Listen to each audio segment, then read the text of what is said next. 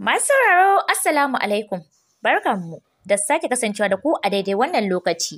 Har ila yau muna cikin karanta muku littafin ra'ayina wanda Nafsal KZ ta rubuta shi a nan cikin mu ta Karamci Hausa TV. Kada ku manta da idan wannan ne zuwanku na farko ku danna subscribe. Al'amin ya ba Affan labarin kaf rayuwar Saudat da Rafiq da barin gida da ta yi tsawon wannan shekarun. Affan ya jinjina al'amarin tare da faɗin Allah sarki rashin sani ashe ma matar friend ɗina ce. Kar ka damu komai ya zo ƙarshe. Insha Allah yanzu haka Saudat na cikin asibitin nan. Tashi suka yi suka nufi ɗakin da Saudat ke kwance yayin da suka bar Salma zaune a ɗakin da Rafiq yake. Tashi dai da ƙarasa gaban gadon Rafiq ta zuba masa idanu lokaci guda ta saki murmushi. Tabbas wannan shine mahaifin twins ɗina. Tabbas shi ɗin ya dace da Saudat. Ya Allah, ka sa wahalar twins ɗina ce ta zo ƙarshe. Komawa ta yi wajen zamanta ta takure. Gaban gadon da Saudat take suka tsaya, har zuwa wannan lokacin ba ta wani motsi sai oxygen da ke maƙale a fuskarta, sai alamu na motsin numfashi. Likita ne ya shigo ya sake duba ta sannan ya ce wa Affan, ka same ni yanzu a ofis sannan ya fice. Bin bayansa suka yi zuwa ofis ɗin. Bayan sun zauna likita ya yi shiru yana kallon su sannan ya ce, Kai ba ku bane masu fashion ɗin can? I think Rafiq sunan shi ko? Affan ya ce, Dakta ba matsala, za ka iya bayani a gabansa. Ita ma Saudat ɗin tasu ce, ni taimako ne, Rafiq ɗin shi ne mijinta. Cike da mamaki likita ya ce, To, ya firgita. To me ya firgita su haka har suka shiga wannan yanayi? Bai jira amsarsu ba ya sake cewa, amma shi Rafiq tsananin firgicin da ɓacin rai ne ya sa shi a wannan halin. Sai dai ita mun kasa gane komai, duk wani bincike da gwaje-gwaje da aka yi a kanta ya nuna tana cikin ƙoshin lafiya. Affan bai yi mamakin bayanin likita akan batun Saudat ba. Gyara zaman sa ya ce za ka iya ba mu sallama mu koma gida a yi mata maganin musulunci. Takardar sallama likita ya rubuta sannan ya kira nurse ya aika ta ɗakin Saudat ta ɗauko masa fayil ɗinta.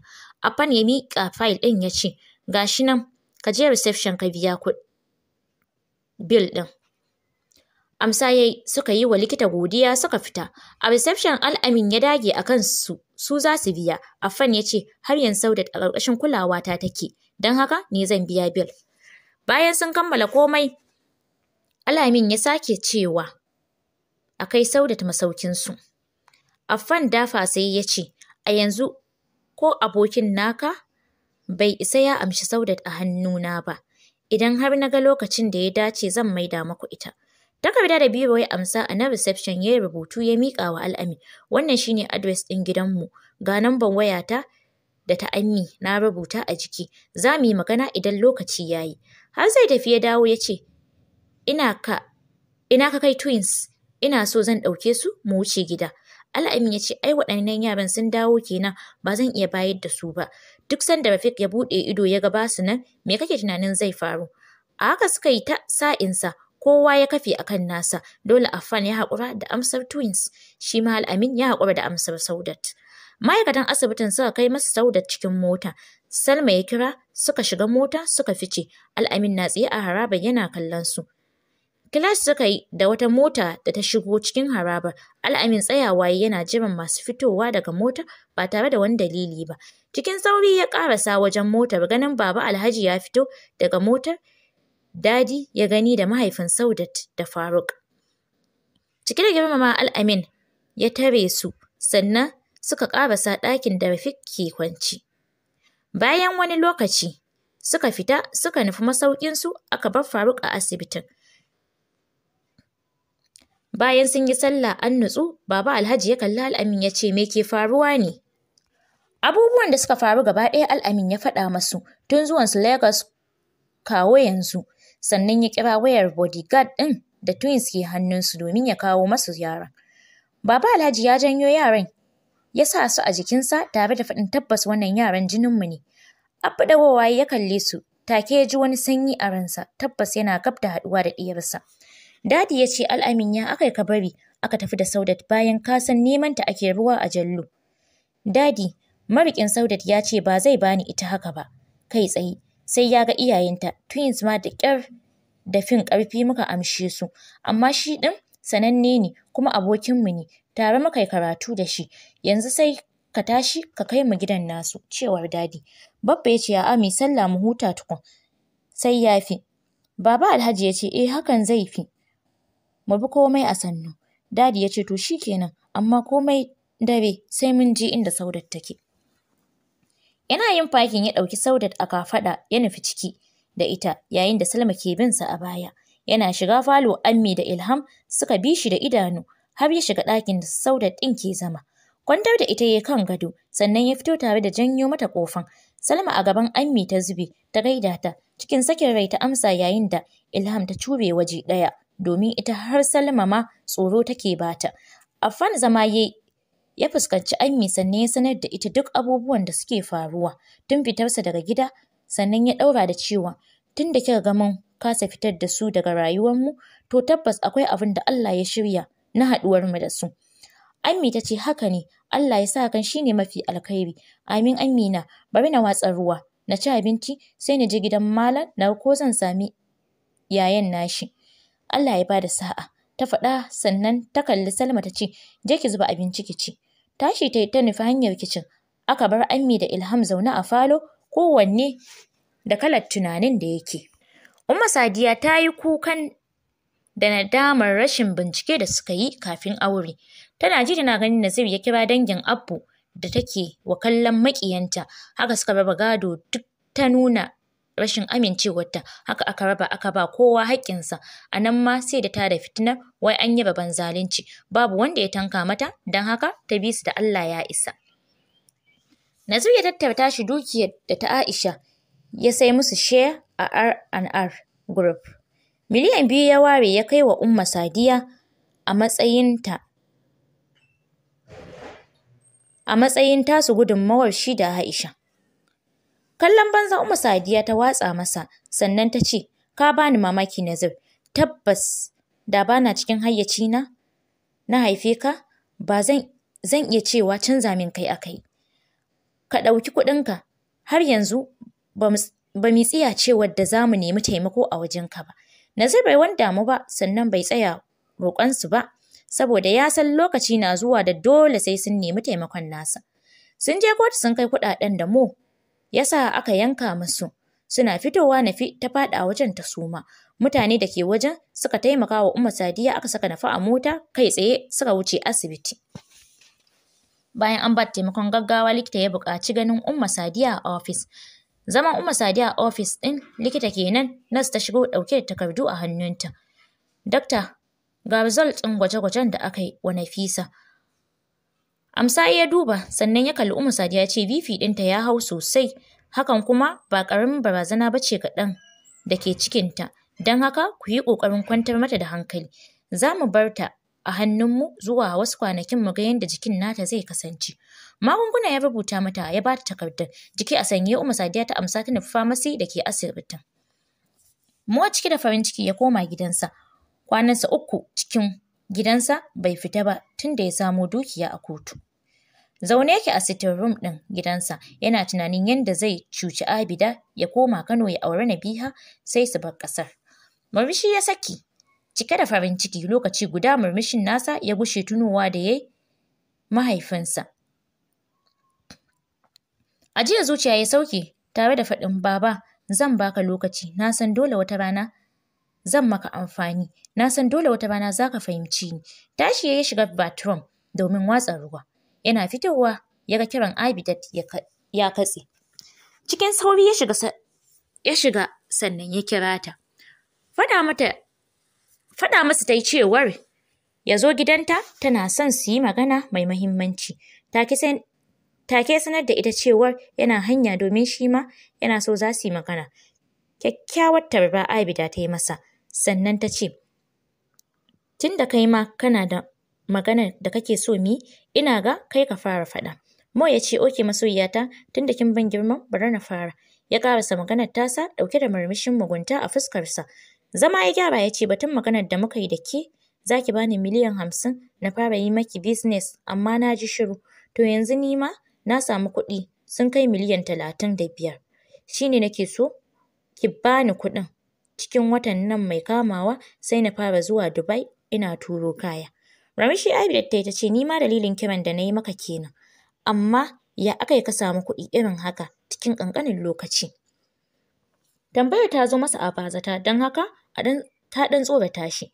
Cikin 'yan mintuna mafita ta zo masa a zuciyarsa.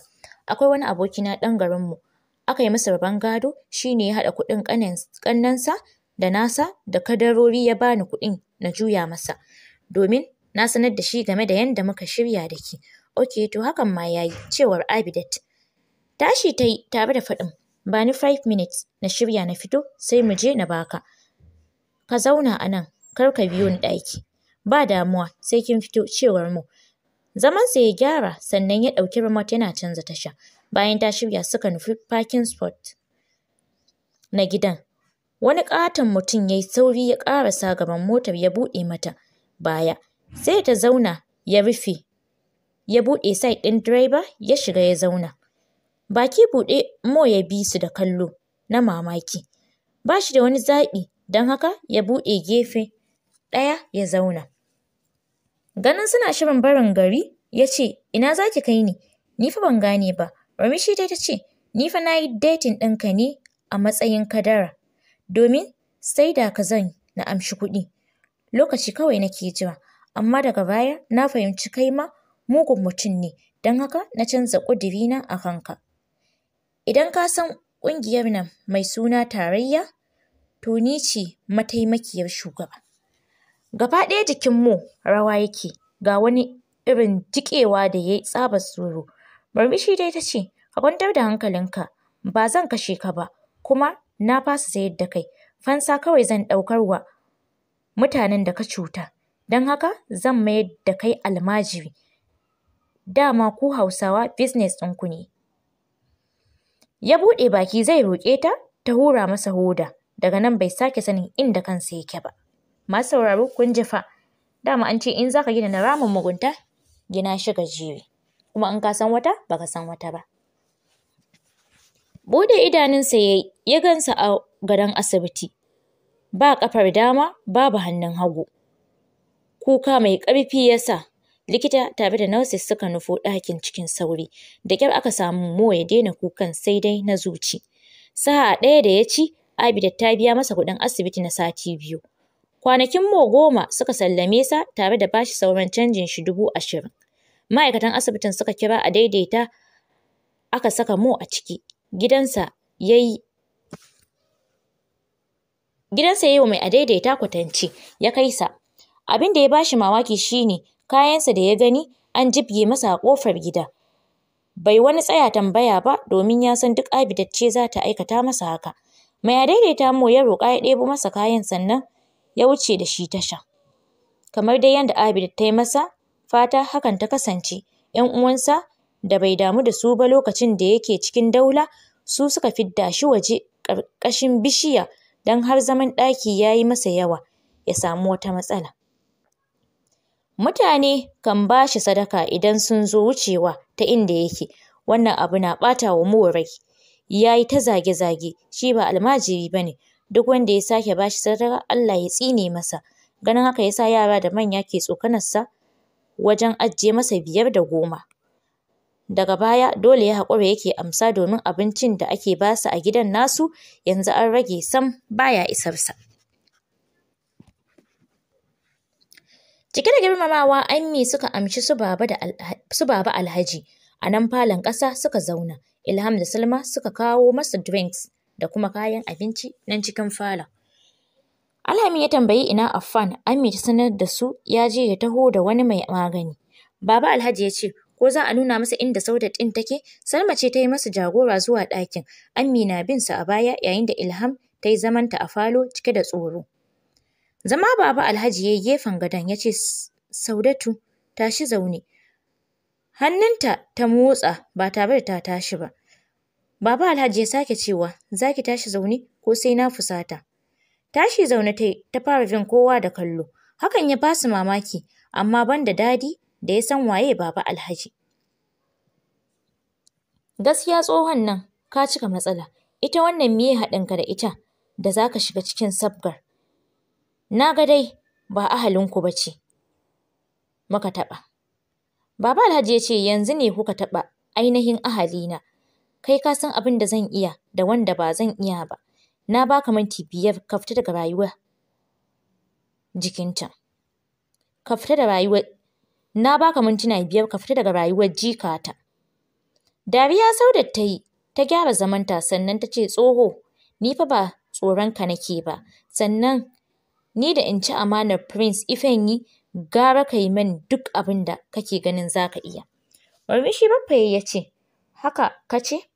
Saudat ma ta yi murmushi ta ce, tsoho.